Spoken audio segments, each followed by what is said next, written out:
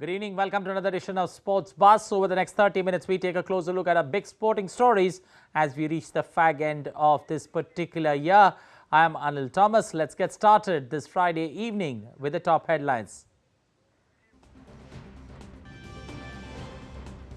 South Africa demolish India by an innings and 32 runs in Centurion. Go 1-0 up in the series. India penalised for slow over rate. Australia edge out Pakistan despite brave fight back by the visitors in the Boxing Day test at the Melbourne Cricket Ground. In English Premier League, Arsenal beaten 2-0 by West Ham for the first home loss this season.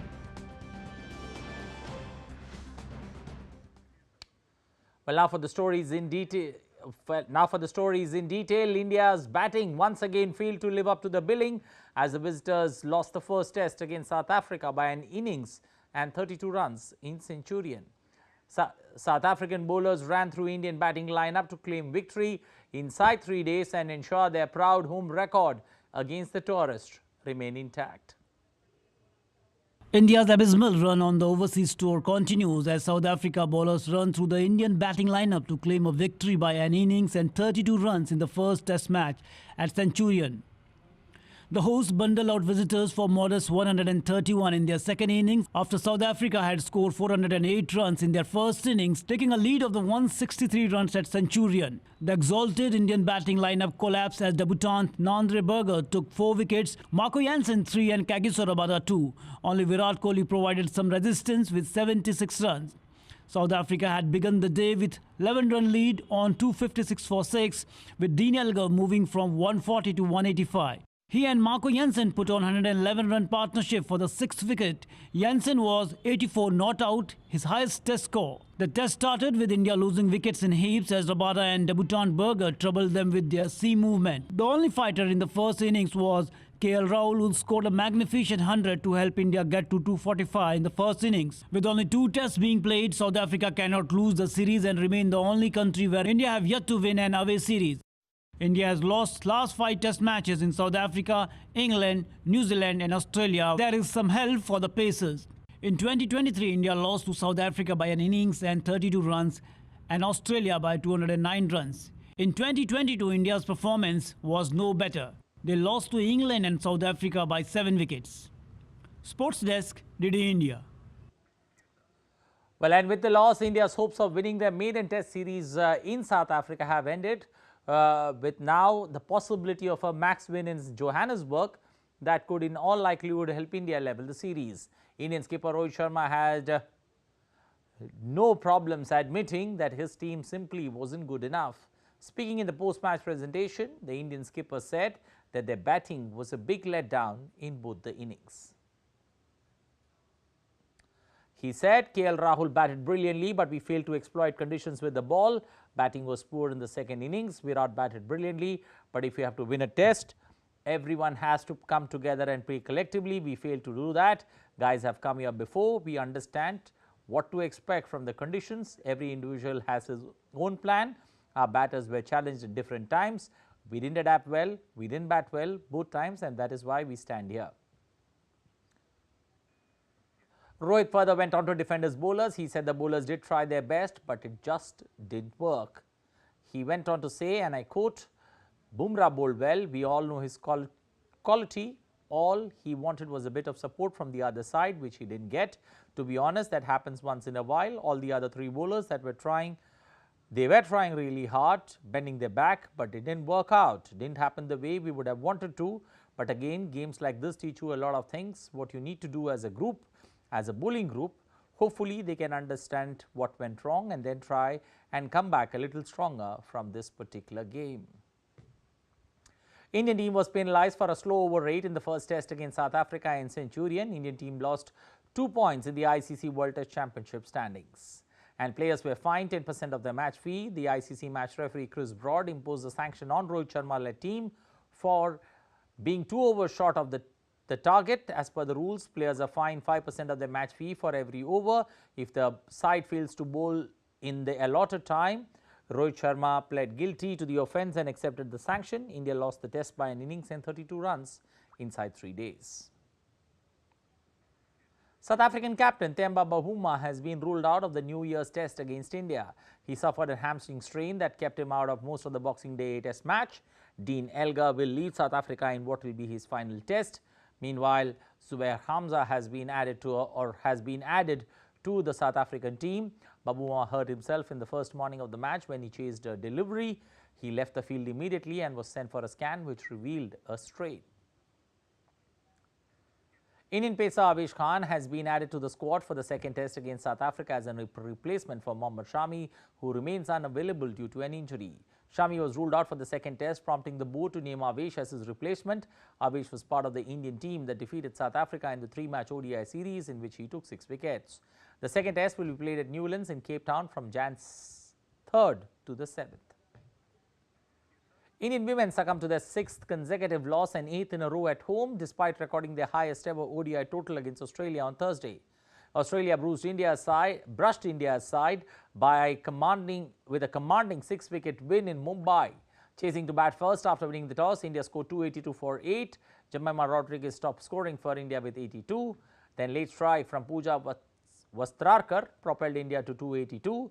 Yastika Bhatia scored 49. Richa Ghosh, Dipti Sharma both scoring 21. For Australia, Gardner and Georgia Warshaw took 2 wickets apiece. Chasing the target, Poppy Litfield and Elise Perry anchored the chase with a resolute 148-run stand for the second wicket as Australia chased down the target with 21 deliveries to spare. Litchfield scored 78, Perry smashed 75. The second ODI will be played on Saturday at the Wankhede. Pat Cummins' second 10-wicket haul in Test has powered Australia to a thrilling 79-run win over Pakistan at the MCG. The Australian captain made all the crucial breakthroughs late on Friday as the host bowled Pakistan out for 237 to win the Boxing Day Test. Cummins finished the match with 10 for 97 and taking 5 for 49 in the second innings. Pakistan fought bravely but lost 5 wickets for 18 runs during a chaotic finish on day 4. Mohammad Rizwan and Salman Ali Agha threatened to push Pakistan towards a famous win to end a 28-year winless run in Test in Australia, but Cummins ended the 67-run partnership between the pair in bizarre and controversial circumstances just 15 minutes before the close of scheduled play. With this win, Australia retained the Bernard Kadir Trophy. The second T20 match between New Zealand and Bangladesh ended in no result after rain poured heavily after 11 overs into the game on Friday. Bangladesh put New Zealand in to bat first after winning the toss. It was an even contest with New Zealand at 72 for 2 at the loss after 11 overs. With Bangladesh crawling back after Tim Scaffart's early assault, Scaffart scored 43 in 23 with 6 fours and 1 6. Bangladesh lead the 3-match series 1-0. The third and final T20 will take place on the same venue on Sunday, to which New Zealand will now need to win that particular T20 to level the series. Young Indian batter Yash Dul has been named captain with Ayush Badoni as his deputy for the Delhi Ranji cricket team. The India's domestic cricket tournament on Thursday, Delhi announced their 26-member squad for the opening 2 fixtures of the Ranji Trophy cricket tournament, which will begin on Jan 5th. The 21-year-old Dul, who had captained India to the Under-19 World Cup title in 2022 in the Windies, was the skipper of the Delhi team in the last edition as well. Delhi will take on Puducherry from Jan 5th to 8th and Jammu and Kashmir from Jan 12 to 15 in the first 2 games in Delhi and the hostel ground JKCA respectively. Other prominent young faces in the Delhi team include Vaibhav Sharma, Anuj Rawat, Ritik Shokeen, Jite Singh, Shivam Tripathi, Sahil Malhotra. The squad also comprises Indian internationals Ishant Sharma, Navdeep Saini, Kuldeep Yadav. In the last edition, Delhi, as 7-time winners, failed to make it to the knockout stage after finishing 6th in Group B. The team last won the prestigious title in 2007-2008. Delhi have been clubbed in Group D alongside Puducherry, J&K, Madhya Pradesh, Uttarakhand, Himachal Pradesh, Baroda and Odisha. World number 1 Novak Djokovic has arrived in Australia to prepare for the Australian Open, the first Grand Slam of the year, and also represents Serbia at the United Cup mixed team tournament in Perth. Djokovic enjoyed a spectacular 2023, winning 3 out of the 4 Grand Slams, starting with the triumph at Melbourne Park with the Australian Open, but the 36-year-old headlined the 18-nation event that begins on Friday. 9 of the world's top 20 players, including 24-time major Djokovic, will play in the second edition of the 10 million prize money event, the revamped event that will feature fewer matches this year, with the final in Sydney on January 7th. feels great. It's been a while since I was here last time, so it's great. I'm happy always when I return back to Australia, where I had probably the biggest Grand Slam success in my career. So I'm excited to play. Came in earlier than I would normally do. Due to obviously the schedule, and United Cup starts before the new year ends. But as I said, always representing Serbia is the greatest honor and pride. So hopefully we can have packed house and a lot of people coming to watch our matches. And well, former tennis world number 1 Rafael Nadal took to the practice courts in Brisbane to prepare for next week's Brisbane International. It will be his first tournament since the Australian Open last January. Nadal played in 2 tournaments in 2023 and missed the rest of the season after suffering a hip injury. He is aiming to play at the Australian Open starting on Jan 14th and is likely to be his last appearance there on the clay courts of Melbourne. The 37-year-old Spaniard said in May he plans to retire following the 2024 season. He won in Melbourne in 2009, 2022, 2 of his 22 Grand Slam titles. Time for us to slip into a break, but coming up, our tribute to the Brazilian soccer legend Pelé on his first year of his death anniversary. We'll bring you a recap of this year's gone by in football.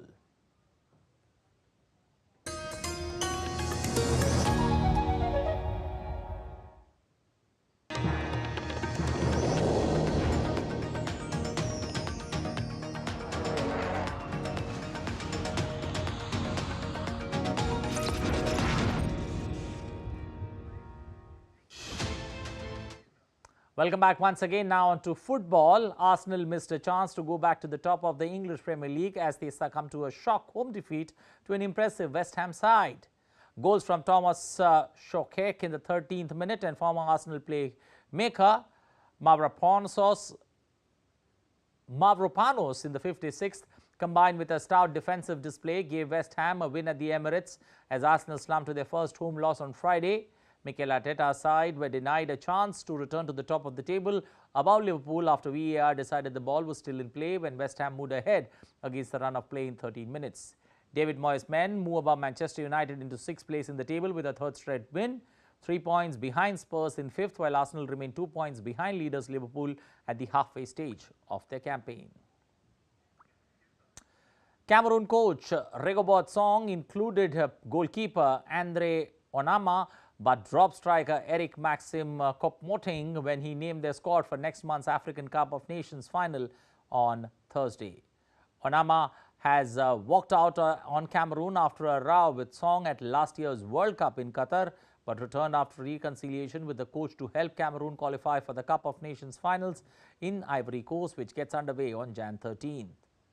Choupo-Moting, who first debuted for the Indomitable Lions in the 2010 World Cup, paid a price for having missed Cameroon's last 3 outings. Brazilian soccer legend Pelé, regarded as one of the all-time greats, passed away on this very day last year in the year 2022. Born with the ball at his feet, Pelé's early movement, his every pass, every goal was special. He impressed fans with his agility, technique and love for the game. Pelé won 3 World Cups and scored 1,283 goals in his professional career. Here's a tribute to the football legend on his anniversary. Pelé, one of the most iconic sportsmen in history, passed away 1 year ago on December 29, 2022 from cancer at the age of 82. He won 3 World Cup tournaments with Brazil and 10 league titles with Santos, his club team. He also won 1977 North American Soccer League Championship with the New York Cosmos. Having come out of retirement at 34, he spent 3 seasons with the Cosmos on a crusade to popularize soccer in the United States. In his 21-year career, Pelé scored 1,283 goals in 1,367 professional matches, including 77 goals for the Brazilian national team. Many of those goals became legendary, but Pelé's influence on the sport went well beyond scoring. He helped create and promote the beautiful game, a style that valued clever ball control, inventive pinpoint passing and a voracious appetite for attacking. Pelé not only played it better than anyone, he also championed it around the world. Among his athletic assets was a remarkable center of gravity. Like other sports, soccer has evolved. Today, many of its stars can execute acrobatic shots or rapid-fire passing sequences. But in his day, Pele's playmaking and scoring skills were stunning. After retiring from playing, Pele became an ambassador for the sport, touring the global meeting Nelson Mandela, Bill Clinton and soccer legends including Diego Maradona, Johan Cruyff and Franz Beckenbauer. Well, a lot rolled out in the year 2023 in the world of soccer, from Manchester City competing or completing the coveted treble, to Spain winning the FIFA Women's World Cup, to Messi bagging the top honors and also making it to the cover of the Time magazine as the Athlete of the Year. Here's a look at all that's taken place in the world of football in 2023. Lionel Messi and Aitana Bombati bagged top honors of world football with the 2023 Ballon d'Or honors. Messi takes home the award as the best football player of the season for a record-extending 8 time after leading Argentina to their first World Cup title since 1986. Bonmati won the Women's World Cup 2023 with Spain and also won the Golden Ball award in the tournament. She won the La Liga title with Barcelona last season, along with the Women's Champions League, where she was Player of the Season. Manchester City bagged the Men's Club of the Year award. It won the coveted treble last season, the Premier League, the FA Cup and the UEFA Champions League crown. City has won the award for the second time on the trot. Striker Erling Haaland, with 56 goals for City and Norway, wins the Gerd Müller Trophy for scoring the most number of goals in all competitions. FC Barcelona wins the Women's Club of the Year award. Last season, it won the La Liga for the 8th time and the Champions League title for the 2nd time. Indian football had its moments under the sun. They won the SAF Cup, getting the better of Kuwait. They won the Under-16 and Under-19 SAF Championships and followed it up by qualifying for the 2024 AFC Asian Cup. This year has seen many ups and downs for world football. The Premier League may have topped the charts for the biggest individual fees paid for footballers in 2023. But some of the biggest names in the game moved from Europe to uncharted territories in the Middle East and North America.